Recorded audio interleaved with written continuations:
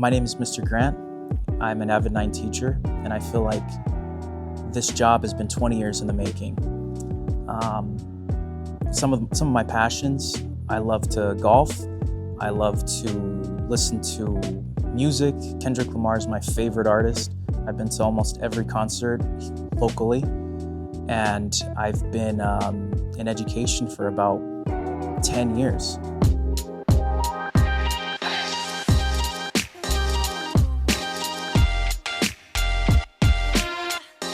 So it was back in 2014, after I graduated college, I decided to start this career path, and I met up with my preschool teacher, Miss Magana. I'll never forget. We're at Avatar, right by Safeway, and she walks in and says, "Hey, Milton, how are you, Mr. Grant?" And I say, "Miss Magana." Surprisingly enough, I knew who she was because she was my preschool teacher and kindergarten teacher. And she's like, "Well, what are you up to nowadays?" And I'm like, "Well, I'm thinking about becoming a teacher." She's like, "Well, I'm a principal now, so why don't you substitute for me and see if you like it?" I'm like, "Oh, okay, perfect." So I started substituting at Wellington Smith, and that is a juvenile hall. I had no idea what it was, and that was my first job as an educator. It was in the juvenile hall system, and it was eye-opening at times, but it taught me a lot, and it really taught me the power of education, because I saw those kids' journeys throughout, the years I was there.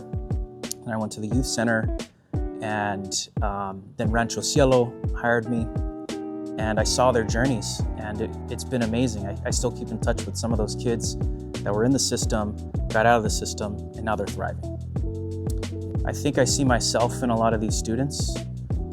Growing up on the east side, it wasn't easy back in the early 2000s. There was a lot of gang violence, shootings, and it just wasn't a pleasant place to be. And I see myself in these students. I provide a safe space in my classroom. Anytime, a student has to speak or wants to speak to me, I always try to listen, and I always try to be there for them and be that advocate for them,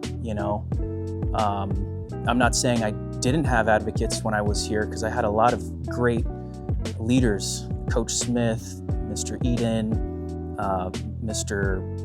all the teachers here, Mr. Battellini, Mr. Mendez, but I want to lead by example and lead by the path that they kind of paved for me.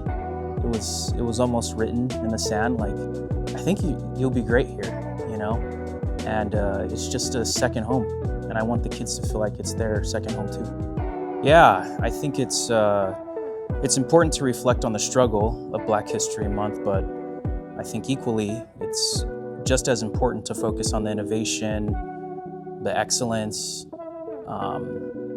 and just overall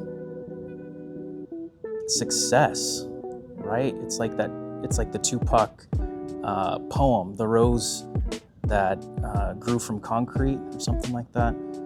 I feel like that is what my people are, being African American and being also biracial Mexican. I feel like I have the best of both worlds, and it's been a wonderful, beautiful experience being kind of like a biracial mixture and getting the opportunity to live as a Black man, right? Because that's what the world sees me. That's how the world sees me, as a Black man, and kind of being able to educate people on things, but at the same time, giving them the resources to kind of educate themselves as well, because all too often the education piece falls on the backs of Black people too, right? I think it's important for everyone to kind of do their research, figure out our history. And it's not just Black history; it is, like you said, American history. I want to thank the district for highlighting stories like mine. I want students to see themselves in me. Thank you for watching. Yeah, that's it.